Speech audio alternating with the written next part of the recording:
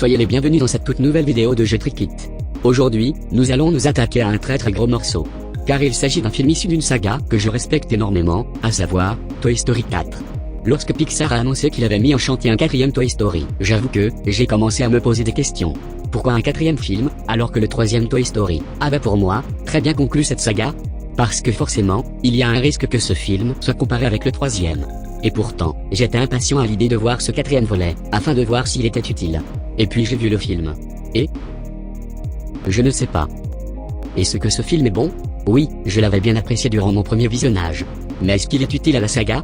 Je dirais oui et non. D'un côté oui, parce que le film va terminer l'histoire de Woody, ce qui est intéressant je trouve. Mais d'un côté non, je ne pense pas qu'il était nécessaire de terminer la saga avec l'histoire de Woody, parce que le troisième volet avait une fin qui se suffisait à lui-même, donc il n'y avait pas forcément besoin d'un quatrième film pour conclure cette saga. Mais bon, je ne pense pas que c'est en disant ça que vous comprendrez pleinement ce que je veux dire. Donc, ce que je vous propose, c'est qu'on revienne sur tout le film, de A à Z, ce qui me permettra de revenir sur certains points importants, certains détails, même ceux qui pourraient paraître insignifiants, etc. En gros, je vais faire comme sur la critique de l'épisode très spécial de Calou. Donc installez-vous confortablement, prenez-vous à boire et à manger, car cette critique sera probablement très longue. De toute façon, j'essayerai d'être le plus complet possible. Sur ce, c'est parti et je vous souhaite une bonne vidéo à tous.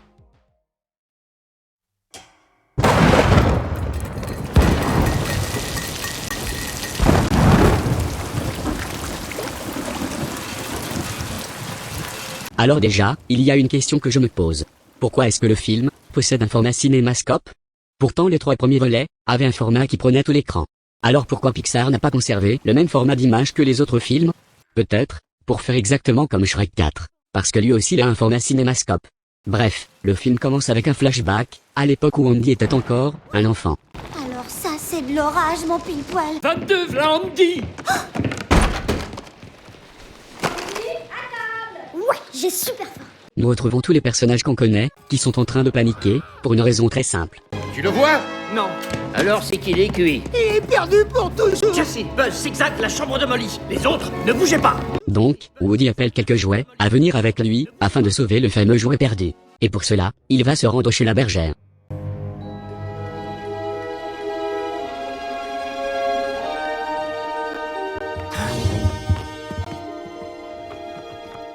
Bon, Quelle est l'urgence? jouet perdu. Allez, latéral. Pi, Pop, Lula, le store. Je trouve c'est très bien de la part de Pixar, d'avoir retravaillé le design de ce mouton à trois têtes.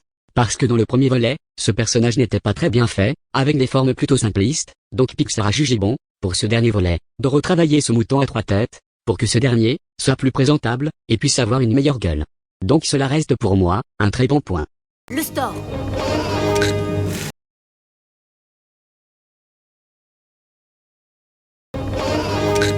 C'est leur nom, ça? Tu me l'as jamais dit? Tu me l'as jamais demandé. Je ne sais pas trop quoi penser de ces quelques lignes de dialogue. Parce que oui, effectivement, Woody ne lui a jamais demandé comment s'appelait ce personnage.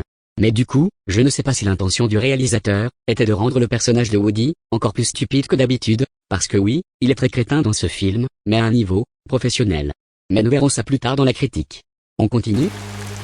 Où il est? Là. Comment l'atteindre? Opération remonte jouet. Je n'ai pas grand chose à dire sur cette scène, je la trouve plutôt bonne, je vais même jusqu'à dire que cette scène est impressionnante, notamment avec cette pluie, photoréaliste, qui je pense, aura bouffé une bonne partie du budget de ce film. Donc, pour l'instant, je n'ai rien à reprocher. Sauf que, dans cette scène, il y a ce plan-là.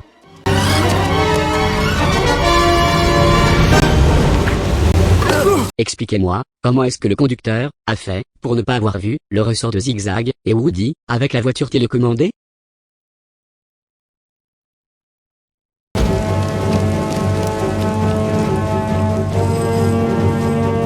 Donc là, Woody a réussi à sauver la voiture télécommandée. Sauf que le problème, c'est que la maman d'Andy vient de fermer la fenêtre. Magnifique. Je suis contente que cette vieille lampe aille chez des gens sympathiques. Je ne comprends vraiment pas comment est-ce que les parents d'Andy peuvent être aussi aveugles. D'un côté t'as le père, qui vient en voiture, et qui n'a pas vu Woody, accroché au ressort de Zigzag, et là maintenant, c'est la mère, qui ferme les fenêtres, mais qui, pour aucune raison, n'a pas remarqué le derrière de Zigzag. Molly l'aimait beaucoup. Molly, tu es sûre de ne plus en vouloir? J'en veux plus. Je ne sais pas vous, mais moi, c'est la première fois que je vois une petite fille enthousiaste à l'idée de délaisser l'un de ses jouets. Parce que souvent, lorsque les parents demandent à leur enfant s'il ne veut plus de ses jouets, il y a de très grandes chances que ce même enfant réagit comme ça.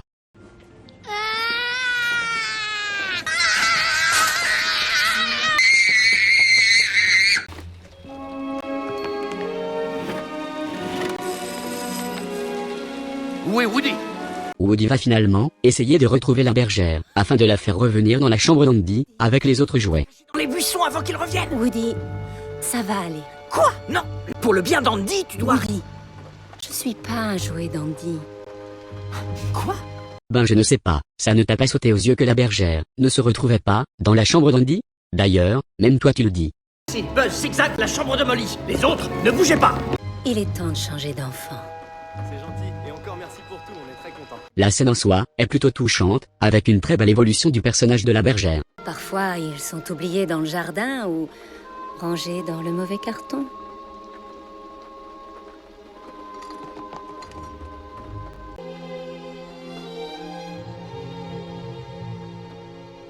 Je dis ça car, pour moi, la bergère est l'un des personnages les plus intelligents de tout le film. Enfin, jusqu'à un certain moment dans le film, un moment qui m'a presque fait péter un câble, mais nous y reviendrons plus tard.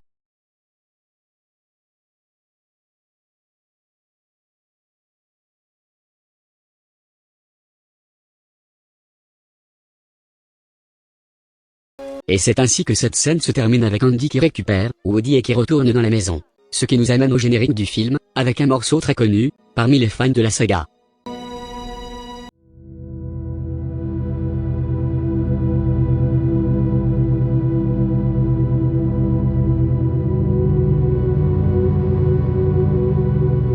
Il n'y a quasiment rien à dire dessus, c'est juste une scène qui va résumer plus ou moins les précédents épisodes de Toy Story, donc on va accélérer la scène. D'ailleurs je profite de ce moment pour vous remercier, car vous êtes plus de 200 personnes à vous être abonnés à cette chaîne, alors que ça faisait un moment que je n'ai plus sorti d'épisode de Je Trick It. Je vous en remercie énormément. Bref, revenons à notre film. Oh, il fait une chaleur là-dedans. Pardon, c'était ma corde. Donc là nous retrouvons tous nos jouets, dans le placard, impatients à l'idée de revoir Bonnie, la petite fille à qui Andy a donné tous ses jouets dans la fin du 3e volet.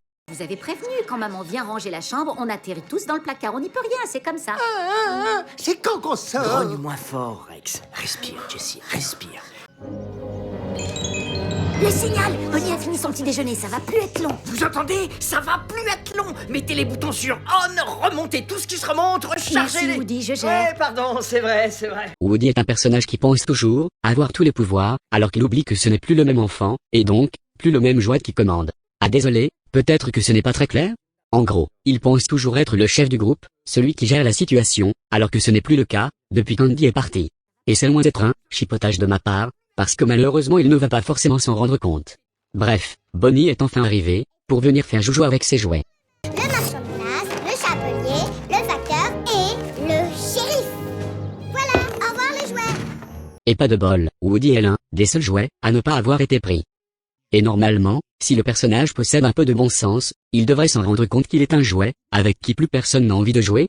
C'est la 3e fois que tu n'es pas pris cette semaine. J'en sais rien, je ne tiens pas les comptes. Oh, tu n'en as pas besoin. Je le fais pour toi. Bon, ça va, j'ai compris, ça fait un bail. Oh, regarde ça. Tu as ton premier mouton de poussière. C'est trop mignon. Comment tu vas l'appeler? Pourquoi pas mouton? Michel. Henri. Riette? Boule de poing. Pantoufle? Ah, j'aime bien pantoufles. Excellente idée. Les cow-boys portent des bottes, pas des pantoufles. Ben je ne sais pas, t'as déjà vu Lucky Luke porter des pantoufles pendant un duel? Bref, le père de Bonnie arrive, en lui disant qu'elle doit aller à la maternelle, mais elle ne veut pas y aller. On t'a expliqué, tu vas rencontrer ta maîtresse, découvrir ta Je classe. peux prendre un jouet? Pas de jouer à l'école, ma chérie, c'est dans le règlement. Excuse-moi, Dolly. Woody, tu ne vois pas que je gronde quelqu'un? Retourne au placard. Ouais, non, je vois, mais... Je m'inquiète pour Bonnie. As entendu papa? Tu veux que Bonnie ait des ennuis? La maternelle, c'est un autre univers, ça perturbe les enfants, et avoir un copain avec eux rend la chose plus facile. Alors là, on a Woody, qui ne sait même pas ce que être scolarisé veut dire. En fait, la maternelle, c'est souvent là où tu y trouveras tes futurs amis, avec qui tu pourras créer des liens forts. Alors oui, c'est un jouet vous me direz, mais bon, là on parle d'un univers où même les jouets ont une conscience. Donc normalement ils devraient savoir ces choses-là. Non, bien sûr, je le sais, mais si tu voulais jouer... Tous en position! Il faut se dépêcher, allez. N'oublie pas de prendre ton cartable. Tu vas voir, tu vas bien t'amuser. Mais Woody, oui encore lui, comme un véritable hors-la-loi, va enfreindre le règlement, et décide de s'infiltrer dans le sac de Bonnie, afin de voir à quoi ressemble cette maternelle. Oh, alors, qu'est-ce que tu voulais dire, Woody? Woody?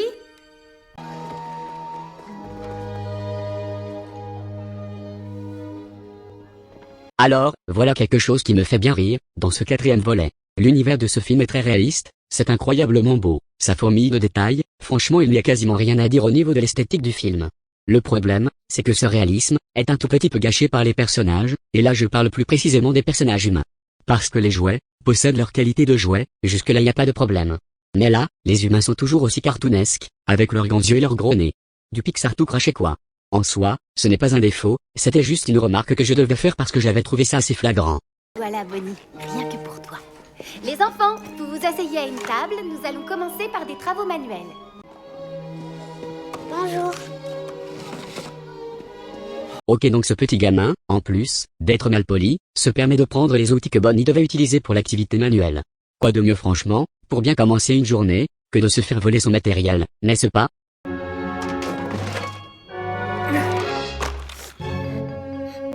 Donc Woody va récupérer du matériel dans la poubelle, afin de satisfaire les besoins de Bonnie, pour cette activité. Et aussi le fait que les autres enfants puissent voir un étrange jouet, avec une tête de cow-boy, marcher et courir tout seul. Mais là aussi, on a l'impression que tout le monde n'en a rien à cirer de cela. Enfin bref, revenons à nos moutons. Après avoir vu ce matériel apparaître comme par magie, Bonnie va enfin pouvoir faire cette activité. En donnant vie à un personnage qu'on peut considérer comme le personnage principal de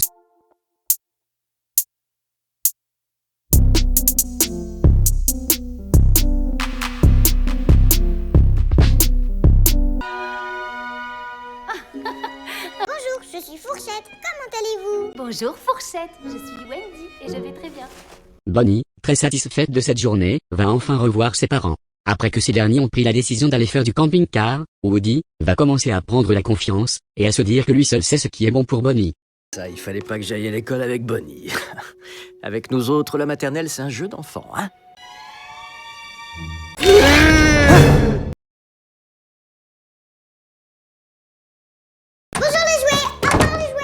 Woody va enfin sortir de ce sac, pour annoncer la bonne nouvelle. Sauf que, les autres jouets ne vont pas trop apprécier cela. Il est allé à la maternelle. Tu veux attirer des ennuis à Bonnie? Non, enfin... Pire, t'aurais pu être perdu. Non, écoutez, on part tous en voyage. En voyage, mec. Mais bon, quand même, il s'est passé un truc bizarre. Bonnie s'est fait un copain. Et ce fameux copain, dont Woody est en train de parler, se nomme Fourchette. C'est un personnage que je trouve un peu perché sur les bords, mais qui, néanmoins, reste très attachant. En fait, ce qui est intéressant à savoir, c'est que c'est un peu le genre de personnage, créé, non seulement pour être attachant, mais aussi, pour pouvoir facilement, engendrer beaucoup de produits dérivés. Et tout cela, dans le but, de faire de l'argent, mais là j'avoue que je digresse un peu. Vous avez vu la taille de ses bras? Déchets? Non. Jouet. Des jeux déchets. Non. Bien évidemment, la situation est plutôt cocasse, puisque le personnage de Fourchette n'a pas été pensé pour être un véritable jouet, mais juste pour être un simple ustensile pour les enfants. D'ailleurs, ce même personnage va le dire plus tard, dans le film. Je ne suis pas un jouet, je suis une cuichette. J'étais fait pour la soupe, la salade, peut-être un petit taboulet, et puis hop, à la poubelle. Je sais que ça peut vous paraître curieux, mais il faut que vous me fassiez confiance. Fourchette est le jouet le plus important aux yeux de Bonnie aujourd'hui. Important? C'est une cuichette. En effet, il n'a pas tort le petit ourson, c'est vrai qu'on peut sérieusement se demander pourquoi est-ce que Bonnie a décidé de créer un jouet de toute pièce, alors qu'elle a déjà plein de jouets à sa portée. C'est vrai que l'idée d'un jouet, qui n'en est pas un, mais qui pourtant, sera indispensable pour une petite fille, peut aboutir à un scénario un peu farfelu, et rempli de situations tous, plus surprenants, les uns que les autres. Woody, tu crois pas que t'exagères un petit peu beaucoup, là? Ah, je comprends, il a l'air bizarre, mais il faut voir ce que ce petit gars, à lui tout seul, apporte à Bonnie. D'un coup, on pouvait voir le bonheur sur son visage. J'aurais voulu que vous soyez là. Bonnie était toute triste, et après avoir fabriqué Fourchette... Woody? Une seconde, Jessie. Donc, nous tous là, on doit faire bien attention qu'il ne lui arrive rien. Il lui arrive quelque chose. C'est vrai que, sans ce personnage, je pense que ce film n'aurait quasiment pas d'intérêt à mes yeux. Parce qu'il y a des scènes dans le film, qui sont plutôt bonnes, et ce, grâce à Fourchette. Après cette petite discussion entre jouets, vient le moment où Bonnie arrive dans la chambre, pour préparer son sac, mais le problème, c'est qu'elle ne retrouve plus Fourchette, et donc, s'ensuit une bataille, entre Fourchette, qui ne cesse de revenir dans la poubelle, et Woody, qui ne cesse de le faire remonter sur le lit. Non, elle me fait peur. Il n'y a aucune raison.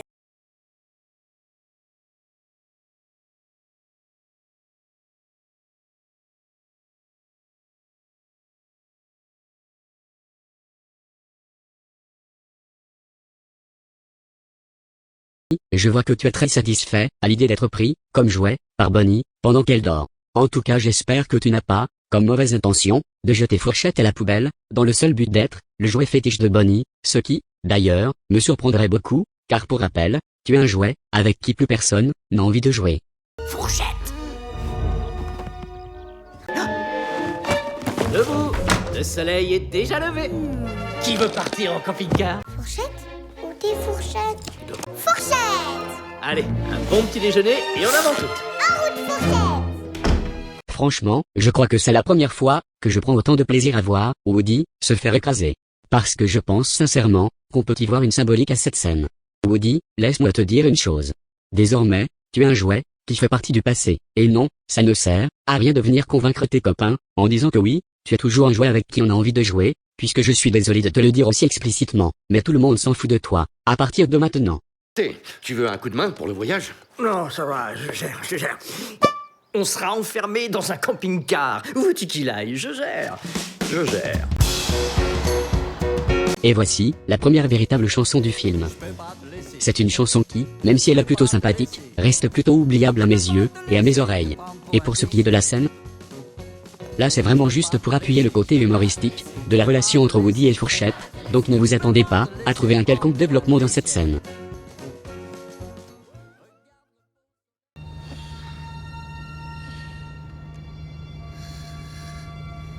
Donc là nous avons Woody, qui essaye tant bien que mal, de garder l'œil sur Fourchette. Et c'est à ce moment-là, que Buzz l'éclair, va intervenir, afin de venir en aide à son ami.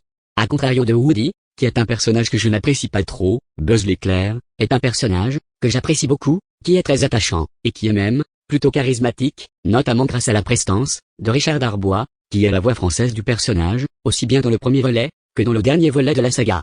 Salut Woody. Salut, Buzz. Tu t'en sors? Je me le demande. Tu veux me laisser la prochaine garde? Je surveillerai la Fourchette. Non, je dois assumer.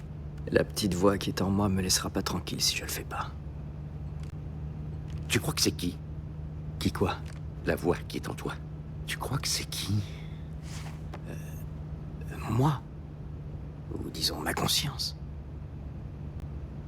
Cette part de toi qui te dit quoi faire. Donc ta voix intérieure te conseille pour tout. Quoi? Il y a une mission secrète au confin de l'espace. Touré!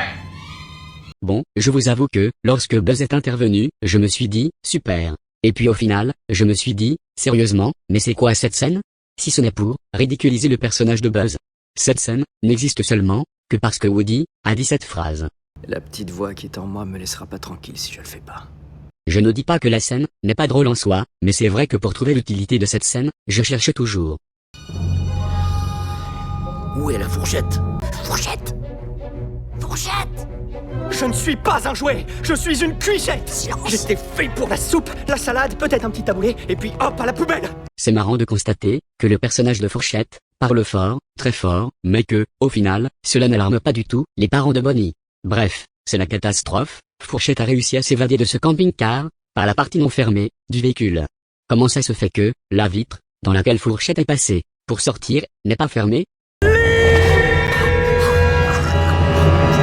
Je peux le faire. Je vous retrouve sur le parking. Woody, attends, s'il te plaît. Woody!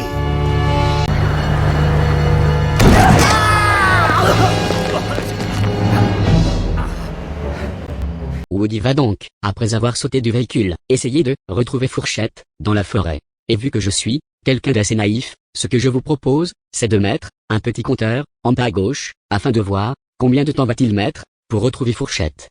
Attention, c'est parti. Fourchette, où es-tu? Fourchette, t'es où? 11 secondes. C'est incroyable, c'est du jamais vu MDR. Vous imaginez si, avec autant de secondes, on pouvait retrouver toutes les personnes qui ont disparu dans le monde? Après avoir retrouvé Fourchette, s'ensuit une petite discussion qui, je l'avoue, est plutôt marrante. Tu me portes? Non. Pourquoi je dois être un jouet? Parce que tu as le nom de Bonnie marqué sur tes bâtonnets. Écoute, elle passe son temps à jouer avec toi, on est d'accord? Ouais. Et qui elle tient dans ses bras toutes les nuits? Le gros sac moelleux blanc? Mais non, pas l'oreiller. Il faut que tu prennes conscience de la chance incroyable que tu as. Tu es le jouet de Bonnie. Hein? Quoi? Oh, regarde. Ce qui me fait marrer dans cette scène, c'est le fait que Fourchette soit complètement à l'ouest, alors que Woody essaye tant bien que mal de lui expliquer pourquoi est-ce qu'il est un jouet. Et d'ailleurs, on sent que Woody en a gros sur le cœur lorsqu'il parle du fait d'être le jouet fétiche de Bonnie. Et toi, c'est quoi ton job? Bah, pour l'instant, c'est de m'assurer que tu fasses le tien. Tu me portes? Non! C'est qui, Andy? Andy était mon autre enfant. C'était drôlement chouette. J'étais son jouet préféré, figure-toi. Chaque jouet était à sa place. Et il croyait que la chambre d'Andy, c'était une planète? il est fou, il est fou! Voilà, c'est pile ce que je me suis dit quand il a débarqué. Ouais, c'est sûr, ça devait être énervant! On est d'accord! Je suis plutôt surpris par la beauté de cette scène, je la trouve très touchante, avec Woody, qui raconte son passé à Fourchette, lorsqu'il était encore avec Andy, tel un vieil homme, qui raconte son passé à son petit-fils. Donc pour moi cette scène fait partie des meilleures scènes de ce film. Bon, je dis pas que je regrette, hein, ça serait à refaire, je recommencerai, mais forcément, avec le temps, il arrive un jour où on te laisse traîner dans un placard et tu te sens vraiment... Inutile? Ouais. Pourquoi tu aimes autant les déchets? C'est tout chaud, c'est confortable. Si tu le dis. Et rassurant. Elle me trouve tout chaud. Ouais. Et confortable. Ah Et aussi poisseux des fois. Mais Woody, il faut y aller, elle m'attend, et qu'est-ce que tu Ok. fais? Me voilà, Bon, Bonnie, j'arrive! vite, Viens, Woody, viens! Bonnie, je t'aime! Incroyable. Je crois que c'était l'un des rares moments de lucidité de la part de Fourchette. Après que nos deux compagnons soient arrivés dans un quartier un peu paumé, ils vont pouvoir retrouver le camping-car. Sauf que Woody vient de voir un lampadaire qui n'est pas sans rappeler le lampadaire de la bergère qu'on avait vu au tout début du film. Beau.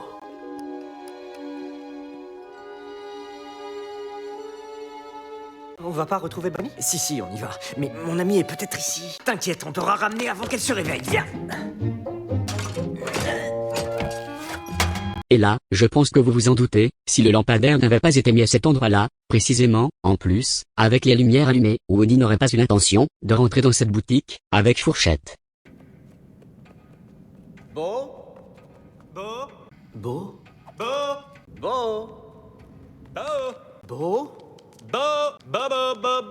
Beau? On peut aller voir Bonnie maintenant? On trouve pas ton ami là. Tant pis, on y va.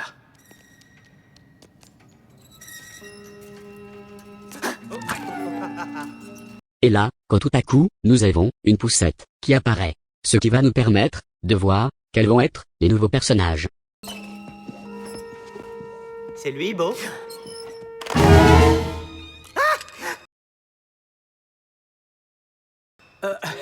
Hey, comment va? Salut! Navré de vous déranger, Mais vous ne me dérangez pas du tout.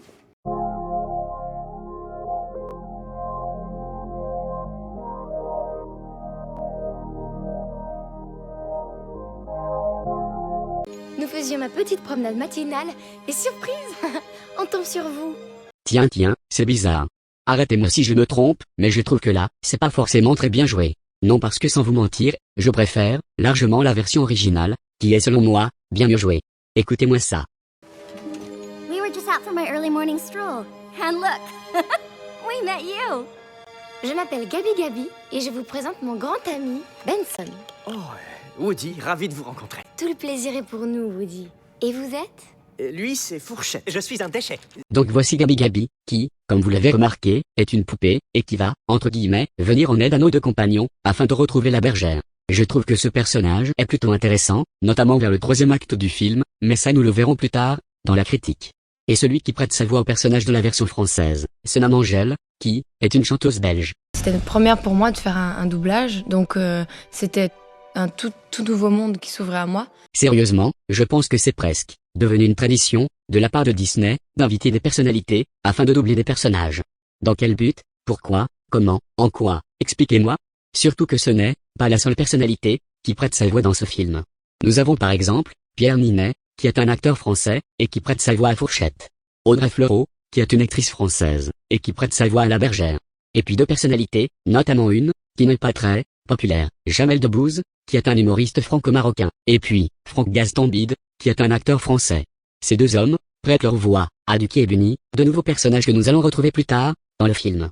Mais aucun jouet n'a d'enfant ici. Est-ce que vous êtes perdu? Perdu? Non, non. Mais en parlant de jouets perdus, on en cherche un. C'est une figurine. Elle devrait être avec la lampe dans la vitrine. Beau, la bergère. Beau? Mais oui, bien sûr, je la connais bien, Beau. Mais oui, bien sûr, je la connais bien, Beau. Venez avec nous, on va vous conduire à elle. Oh, vous sentez pas obligé de... si vous insistez. Et ils sont gentils, hein.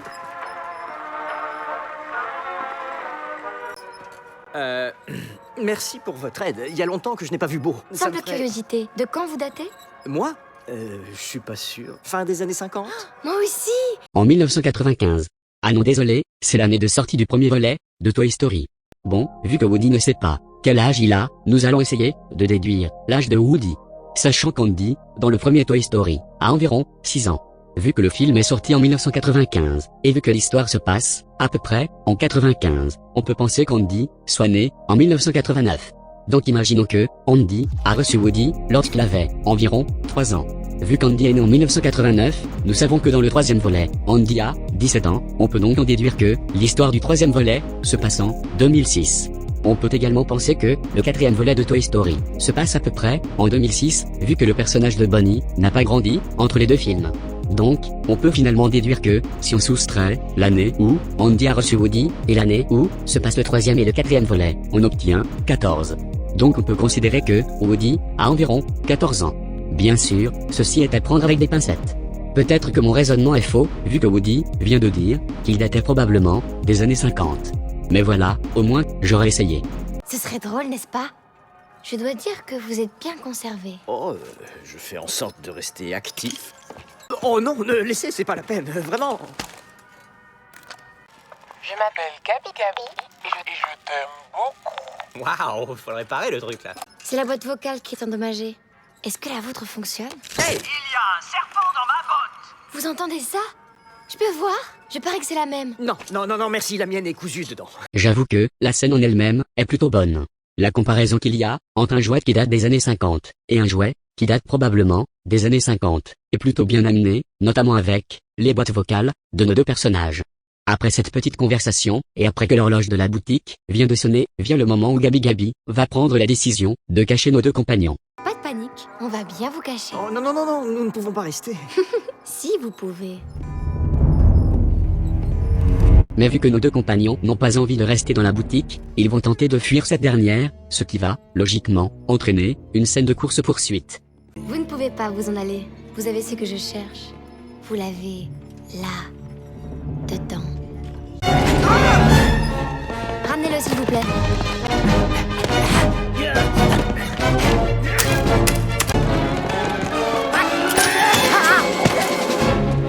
Qu'est-ce qui se passe?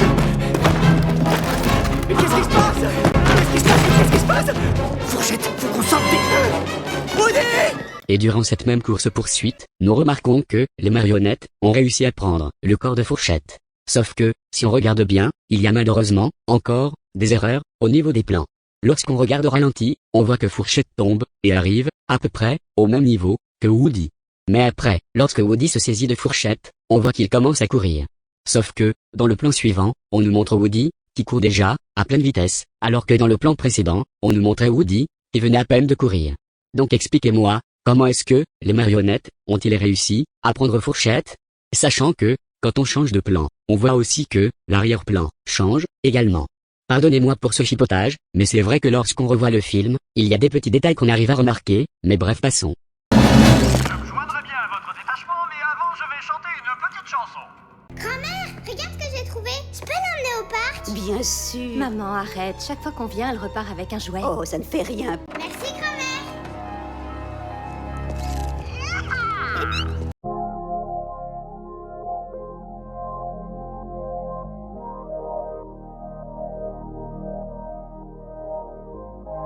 Malheureusement, Woody, à cause de la fille, ne pourra pas revenir dans la boutique, pour récupérer Fourchette. Désormais, nous allons revoir les autres jouets, qui sont restés, dans le camping-car. Ces derniers ont eu l'idée de placer une cuillère, entre les mains de Bonnie. La cuillère est moins dangereuse. Fourchette? Où est Fourchette? Maman, papa! Qu'est-ce qu'il y a, Trésor? Qu'est-ce que tu as? Malheureusement, ce qui devait arriver arriva. Bonnie a complètement perdu Fourchette. Et c'est ainsi que, les parents de Bonnie, vont se mettre à fouiller dans les parages, afin de retrouver Fourchette. Allons jeter un œil dehors, peut-être que tu l'as fait tomber quelque part. Nos personnages vont donc penser à un autre plan, notamment Buzz l'éclair. Nous aurions dû l'aider à surveiller l'ustensile. Pourquoi Woody est pas encore là? Oh, vous croyez qu'il est perdu? Buzz, que fait-on? Que fait-on, Buzz? Buzz, qu'est-ce qu'on fait? Qu'est-ce qu'on fait? Buzz, Buzz, Buzz, qu'est-ce qu'on fait? Eh, Buzz, Buzz, Buzz, fait-on, Buzz? Buzz, qu'est-ce qu'on fait? Qu'est-ce qu'on fait? Buzz, Buzz, Buzz, qu'est-ce qu'on fait? Fait-on, Buzz? Ta gueule! Il ferait quoi, Woody? Ils sont traînés d'un véhicule en marche. Oui, il ferait quoi, Woody? Il y a une mission secrète aux confins de l'espace. Courez! Je crois que, il faut que je cours. Où ça? Courir? Mais On pourquoi? doit tous courir? Et On puis court, après... là. Pas le temps d'expliquer. Oh non! Franchement, qu'est-ce qu'ils sont tous à sauter par la fenêtre? T'inquiète pas, même moi je me suis posé la question. Par contre, j'avoue que, je n'ai absolument rien compris à cette scène. Donc là, vous allez me dire, que Buzz l'éclair, va se laisser guider, par sa boîte vocale? Il y a une mission secrète aux confins de l'espace. Courez! Sauf que le problème, c'est que malheureusement, Buzz ne va pas forcément servir à grand chose durant tout le film. En fait, vu que ce film est une manière de terminer l'histoire de Woody, les autres jouets, Buzz compris, vont plus faire office que de figurants, que de réels personnages qui vont avoir un impact dans l'histoire, comme ça a pu être le cas durant les 3 premiers volets de la saga. Puisque n'oublions pas que, ces personnages-là, ont déjà terminé leurs histoires à eux, dans le 3e volet. Donc finalement, ce qui va réellement nous intéresser ici, ce sont les nouveaux personnages, à savoir Fourchette, Ducky et Bunny, Gabi Gabi, et la nouvelle version de la bergère. Woody et Fourchette ont disparu sur la nationale. Mais où est la nationale? Il ne nous reste que la force gravitationnelle. En avant, toutes! Merci, voie intérieure.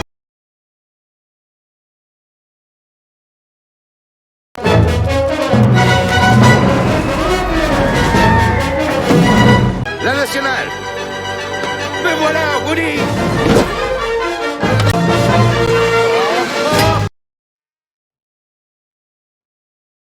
Finalement Buzz, après avoir chuté, va être récupéré par l'un des employés, chargé de surveiller l'une des attractions du parc.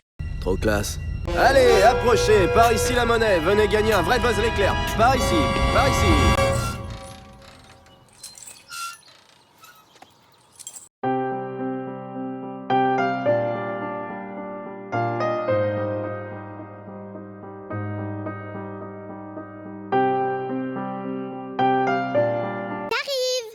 Je reviens, monsieur le cow-boy.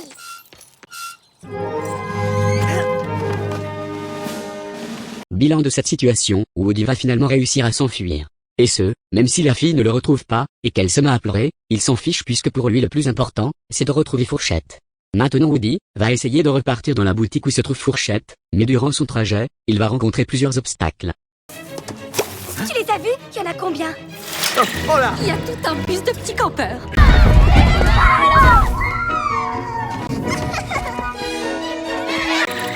Oh, c'est une belle journée pour jouer, hein? Pas vrai, bonhomme?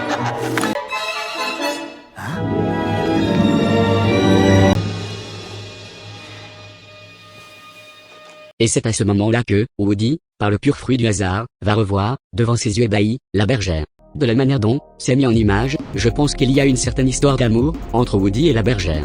Alors oui, désolé d'être aussi naïf, mais je trouve ça assez étrange de voir deux personnages se marier ensemble, alors que ce sont des jouets. Je veux dire, ils n'ont pas d'appareil reproducteur, donc ils ne pourront pas avoir d'enfants. What? Bro, what are you talking about, man? Oula, faut vraiment que j'arrête de raconter des conneries.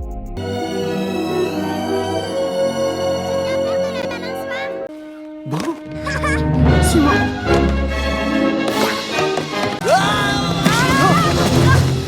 Oh, incroyable. J'avais jamais pensé que je te reverrais un jour. C'est lequel, ton enfant? Aucun. Quoi, tu C'est es un jouet perdu? Et on dit exactement la même chose en même temps. Je veux dire, terriblement génial que tu sois perdu. Donc, Après ces retrouvailles, la bergère annonce à Woody qu'elle est un jouet perdu, sauf que Woody va trouver ça pas normal, lui qui aimait tant être le jouet d'Andy. La réaction de Woody, vis-à-vis de ce que vient de dire la bergère, est parfaitement cohérente, car malheureusement dans ce film, Woody a beaucoup de mal à se détacher de Bonnie. À contrario de la bergère qui a décidé de prendre son propre chemin. Woody est un personnage qui, à mes yeux, évolue très lentement, puisqu'il ne veut pas se détacher de cette idée qu'un jouet doit forcément appartenir à quelqu'un, et ce, malgré les circonstances. Par contre, cela va constituer un très beau message que nous allons voir à la toute fin de ce film. Après ça, nos deux compagnons vont voir une voiture télécommandée en forme de putois, avec des conducteurs à l'intérieur, qui n'est autre que les brebis de la bergère, qu'on avait vu au tout début de ce film. Quand je vous dis de rouler moins vite, vous avez failli l'écrabouiller. Oh, les gars, non, attendez, d'accord. Bill, Bob, oulala. Les filles. Les filles, bien sûr. C'est rien, c'est rien. Alors, approche un peu pour voir. Quelque chose à réparer? Réparer? Non, je vais bien. Ah, bonne pioche, les filles. Après cette petite scène un tout petit peu humiliante pour Woody, s'ensuit une petite discussion entre nos deux jouets. Franchement, j'aime beaucoup le personnage de la bergère. En plus d'être élégante, je la trouve plutôt mature et réfléchie. Bref, c'est dans cette même scène qu'un autre personnage va faire son apparition, un minuscule jouet, elle se nomme Giggle. Giggle! Ouais? Sors de là, j'ai quelqu'un à te présenter. Me voilà, attention!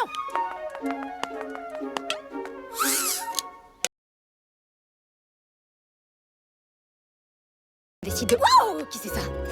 Tu te souviens, les jouets en chiffon dont je t'ai parlé? Le cow-boy? Ouais. Non. Sérieux? Je te présente Giggle McDimple. Oh, salut Giggle. Il est policier, pourquoi tu disais pas? Agent Giggle McDimple, de la patrouille des bébêtes de Minneapolis. Ouais, je suis sauveteuse. Alors déjà, je trouve la scène plutôt drôle. Mais par contre, le personnage dont on a affaire ici est plutôt étrange à mes yeux. Je veux dire, c'est un personnage plutôt drôle et assez attachante, on est d'accord. Sauf qu'en soi, elle n'aura pas de réel impact dans ce film. Je trouve ça un peu dommage, car elle avait beaucoup de potentiel, notamment au vu de sa taille, on aurait pu avoir des scènes où elle se faufilerait dans des endroits ou dans des passages que les autres jouets n'auraient pas pu passer. À mon avis, ça aurait été génial. Mais bon, dans la vie, on ne peut pas tout avoir. Après ça, nous voyons 3 petits soldats arriver vers Woody. Carl! Vous allez où comme ça? Commando Carl sait qu'il y a une fête d'anniversaire à l'aire de jeu de Main Street. Le bruit court qu'il y a 2 piñatas. Ça fait entre 20 et 30 enfants. Nickel! Oh que oui, ils vont jouer avec Commando Carl. Vous venez? Et comment? Ok, ça s'appelle un vent. La bergère va donc proposer à Woody de venir avec elle à cet événement que nos 3 petits soldats viennent d'annoncer. Sauf que Woody ne pourra pas y aller, puisqu'il doit retrouver Fourchette et rejoindre les autres jouets qui sont restés dans le camping-car. Bon, je dois rejoindre mon enfant. Quoi? T'as un enfant? Alors là, respect, soldat. Alors, comme ça, tu as un enfant? C'est pas Andy. Mais la bergère a l'air d'être plutôt contente pour lui. Sauf lorsque Woody évoque l'endroit où Fourchette est emprisonné. Pour de vrai? Oui, c'est pour ça que je suis là. Son autre jouet est retenu prisonnier chez l'antiquaire et... Occasion et antiquité. On la connaît, cette boutique. C'est génial! C'est génial! Si vous connaissez, vous allez pouvoir m'aider à le retrouver. Hors de question. On y a passé des années sur une étagère à ramasser la poussière. Oh, c'est pas drôle, en effet. Oui Woody, rappelle-toi lorsque tu étais arrivé dans ce quartier, tu étais tombé sur une boutique d'antiquité, boutique dans laquelle il y avait la bergère justement. Non, plus sérieusement, je comprends parfaitement la réaction de Beau. Est-ce que tu penses sincèrement qu'elle a envie de revenir dans cet endroit qu'elle déteste au plus profond de son cœur? T'imagines même pas la souffrance que ça a dû être pour elle de rester dans cet endroit pendant plusieurs années. Mais je suis forcé d'y aller. Je dois l'arracher des mains de Gabi. Waouh. Tu veux un conseil? Oublie et rentre chez toi. Mais Bonnie a besoin de lui pour affronter les corps. Mais en fait, elle a besoin de lui comme quand Molly a eu besoin de toi. Oh non, pardon les filles. Molly n'est pas là. Ça y est, c'est parti. Maintenant Woody va commencer à jouer avec les sentiments de la bergère, afin de la convaincre de venir avec lui, afin de sauver Fourchette. Je trouve ça tellement injuste de la part de Woody, de lui faire remémorer son passé à la bergère, juste pour la convaincre. Parce que maintenant, elle est libre, elle n'est plus contrainte à être le jouet d'un enfant. Maintenant elle peut faire ce qu'elle veut, mais bon. Faut juste comprendre qu'elle ne va pas forcément apprécier le fait de retourner dans cette boutique, un endroit qu'elle déteste tant. Ah, c'était quelque chose, cette petite. Un bout de chou toute craquante, mais qui avait très très peur du noir. Elle pleurait tous les soirs. Ça brisait le cœur de tous les jouets. Et puis un jour, une bergère est entrée dans la chambre. Maman lui laissait Beau toute la nuit. Toi, en nounou, j'y crois pas. Oh, c'est bon, ça va, on a compris. Mon enfant est attaché à ce jouet. Tu veux bien m'aider? En souvenir du bon vieux temps. Hors de question. Bien sûr, elle va finalement accepter sa demande. Nos personnages vont donc s'embarquer dans la voiture télécommandée, en forme de putois, afin de rejoindre la boutique. Chez Occasion et Antiquité et au triple galop. Et pendant ce temps, dans cette même boutique, on retrouve Gabi avec son acolyte, qui essaye de remettre en place Fourchette. Benson, avons-nous terminé? Ouais, c'est pas si mal en fait, je suis bien. Regardez-le, flambant neuf. Ouais. Sinon, il revient quand, Woody? Je te l'ai déjà dit, bientôt. Il ne t'oubliera pas, tu verras. Mais comment tu sais? Tu as le nom de ton enfant marqué sous tes pieds. Enfin, tes bâtonnets. C'est exactement ce que dit Woody. Ah, intéressant. Elle est là? C'est qui, elle? Harmonie. Mais c'est elle! C'est elle qui a emmené Woody! Oui, Fourchette, c'est bel et bien la fille qui a pris Woody. Tiens donc, c'est étrange. Elle est très souriante. Moi qui pensais qu'elle allait pleurer toutes les larmes de son corps parce qu'elle a perdu Woody. Je pense qu'on a affaire à une fille qui ne se soucie pas réellement du fait de perdre un jouet. J'imagine que Bonnie devrait prendre exemple sur elle, elle qui est tellement attachée à sa fourchette. Ça aurait probablement permis aux parents de ne plus se prendre la tête avec cette histoire de fourchette qui a disparu. Mais non, vous me direz, sinon ça serait beaucoup trop simple, le film serait déjà terminé à ce stade. En tout cas, je pense que ça serait intéressant de voir qu'est-ce qu'il se passerait si Harmonie avait remplacé Bonnie. Gabi va, après qu'elle avait Harmonie, recopier les gestes de cette dernière, en montrant à Fourchette comment il faut s'y prendre. Et c'est quoi l'heure du thé? Oh, je te montre.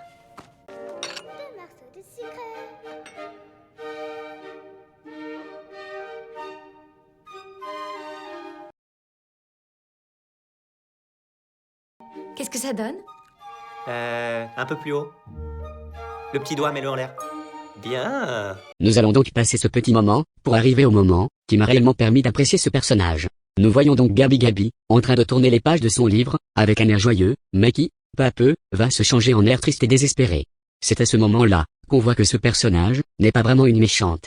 Gabi possède, pour moi, l'un des meilleurs développements de personnages. D'ailleurs, c'est pour des personnages comme Gabi, que j'apprécie autant les films Pixar, parce qu'ils ont toujours la patte, pour écrire de très bons personnages avec un excellent développement. L'un des meilleurs exemples, pour rester dans la saga Toy Story, ça serait le personnage de Jessie, qui est également pour moi, un très bon personnage.